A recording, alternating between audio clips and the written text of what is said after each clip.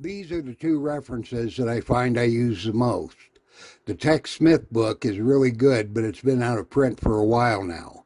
If you go looking for one, they're out there, but the sellers are usually asking stupid money for it. If you find a copy and you're comfortable with the price, it's well worth it.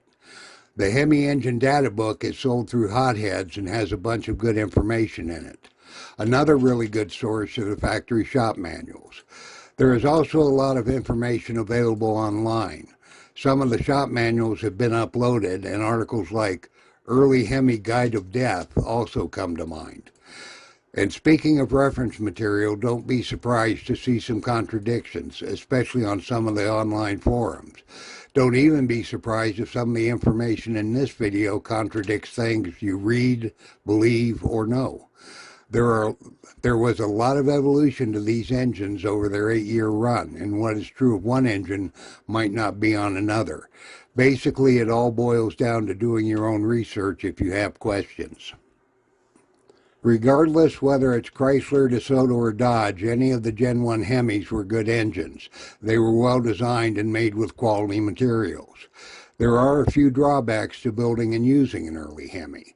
The foremost is probably cost. Besides the initial cost of the engine, they are not cheap to build. Now, machine shop labor shouldn't cost any more than for similar operations on any other V8.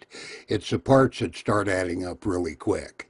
And once you have the engine built, then there's the issue of the transmission. Unless you are planning on running an original transmission, you will need an adapter to mate it up to a more modern unit. You might want to start by looking through a few parts suppliers and adding up what you'll need to rebuild whatever engine you end up with. Accessories, especially performance ones, can really skyrocket the project budget. Here are a few parts suppliers. The list is not all-encompassing. I'm occasionally amazed when I do a general internet search for parts and new companies turn up selling this or that for an early HEMI. The good news is parts are available to rebuild these engines. Generally, parts for the Chrysler HEMIs are more readily available and there are a few more options. The parts are often a bit cheaper than parts for the DeSoto or Dodge HEMIs. The only real drawback I've come across are cams for the Dodge and DeSoto engines. At this point, there are no new cams available unless you happen across a new old stock one on eBay, Craigslist, or maybe at a swap meet. There are companies that can regrind the original cams, though, so at least you're not dead in the water. Something else that can be an issue is the physical size of these engines. This is a Chrysler HEMI, and as I mentioned, the DeSoto and Dodge motors are physically a bit smaller. It's not as bad as it looks, however. On most of the engines out there, the exhaust is usually the widest part.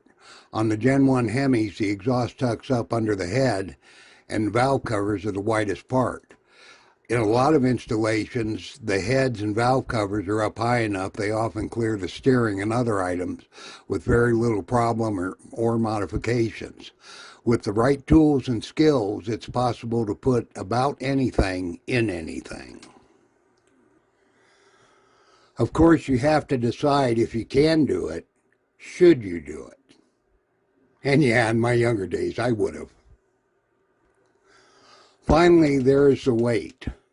Now, there's usually a bit of variation between different charts, but this one is pretty close for stock engines.